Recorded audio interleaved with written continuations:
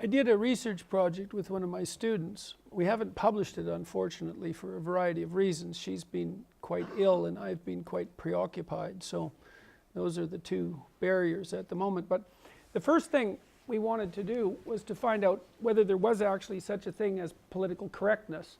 You can actually do that technically as a social scientist. So what you do is, this is what we did, is we got a group of people together and we collected a whole bunch of statements that seemed to be vaguely associated with the idea of political correctness. So maybe you could think, well, it's a media construct, and that's fine. You can go analyze media statements and then you can collect ideas that seem to be associated with whatever political correctness is.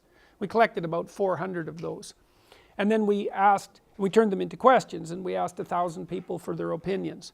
Then you can do this statistical process called a factor analysis, and it's the same thing that pulls out a single factor of IQ from a group of questions, for example. It's the same thing that produced the Big Five personality model. And what the factor analysis does is tell you if questions group together. So let's say you have opinion A. Well, if you have opinion A, if there's 100 of you, everyone who has opinion A also has opinion B and opinion C. And if that's the case, then those clump together. There's something about them that's the same. Now, what we could have found was that when we analyzed these 400 questions, there was like 50 clumps. And so that would have blown the there's such a thing as political correctness hypothesis out of the water. But that isn't what happened. We found two clumps, one of which looked like something like moderate leftism and the other that looked very much like totalitarian political correctness. And it was a very, very robust finding. And we replicated it as well. She did this for her master's thesis, by the way. And then we looked at what predicted these beliefs. First of all, the correlation between the moderate leftist clump of questions and the radical leftist clump of questions actually wasn't very high. And so one of the things that we surmise is that there's an actual division on the left between the moderates and the radicals. And that's just not played itself out. And I think you can actually see that happening by the proclivity of the radical leftists to devour themselves, right? So which happens on a very regular basis. Or perhaps you can see it in the proclivity of the radical leftists to go after the moderates when the moderates criticize the radicals. Whatever. So there's two clumps to political correctness. Both of them were predicted by trait agreeableness, which is one of the traits that women score higher on than men. It's the antithesis of aggression, by the way.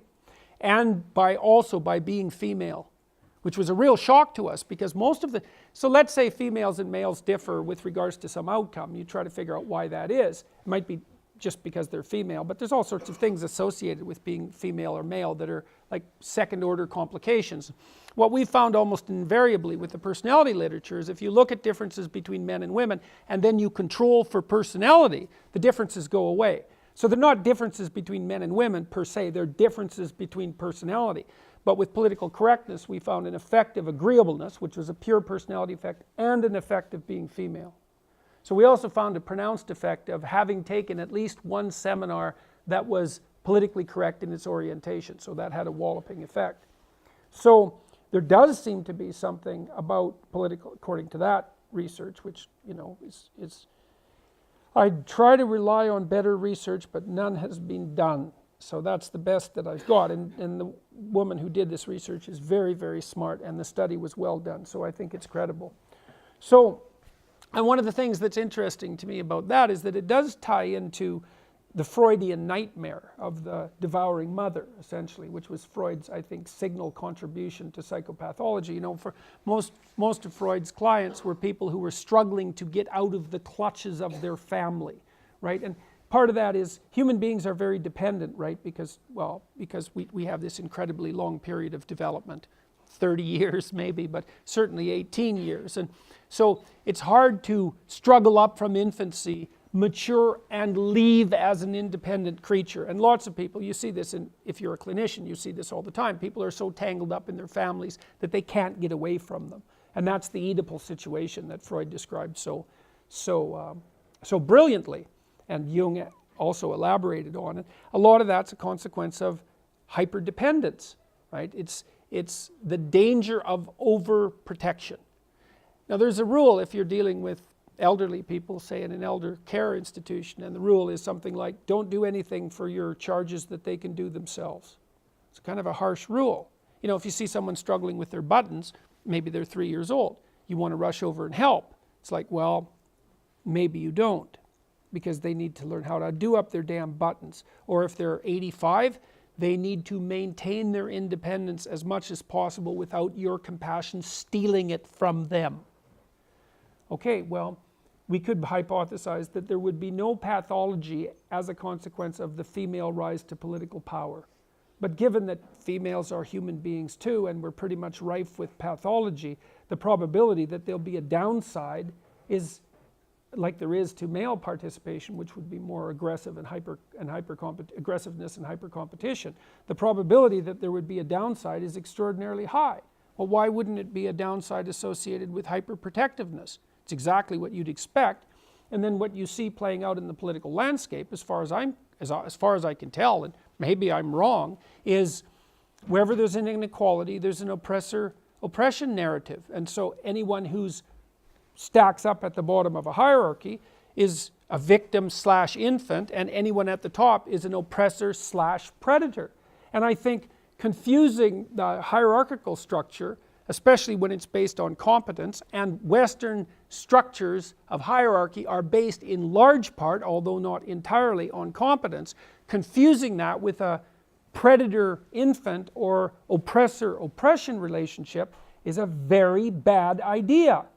Now, having said that, it's obvious that every social structure has a tyrannical element. Like, nobody in their right mind is going to say, well, our cultural structures are 100% fair and just. Obviously they're not, and every single person in this room, and some far more than others, have been brutalized by the social structure, which takes you around the neck, shakes the hell out of you, and says, you better be like everyone else or else.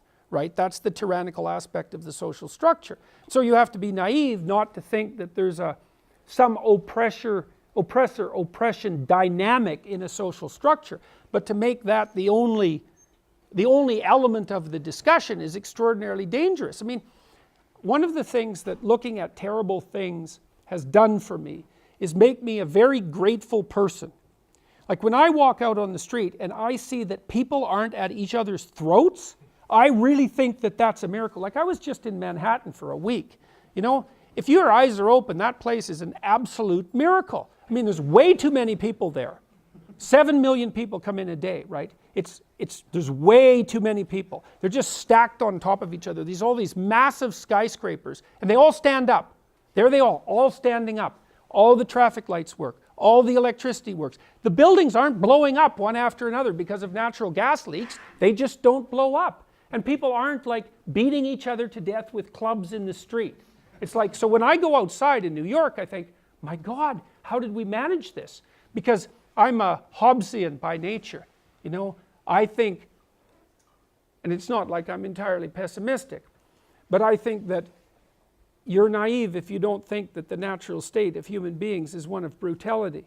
All you have to do is look at history and you'll be convinced of that very rapidly. And so the fact that, look at us, we can all sit in here. We don't know each other. And we're having a contentious political discussion. And like, nothing terrible is happening. And if you don't see that as a miracle, then you're way too protected for your own good. So, well, so back to the agreeableness issue. There are tyrannies of care. The psychoanalyst said the good mother fails. And what that means is that when your kid is 3 years old, 2 years old, and stumbling around, making mistakes, you back the hell off. And you let them make mistakes. And you don't view the world as infant and predator. And you don't project that onto the political system. Because it's not a good idea. Especially for those who you're misdiagnosing as predators.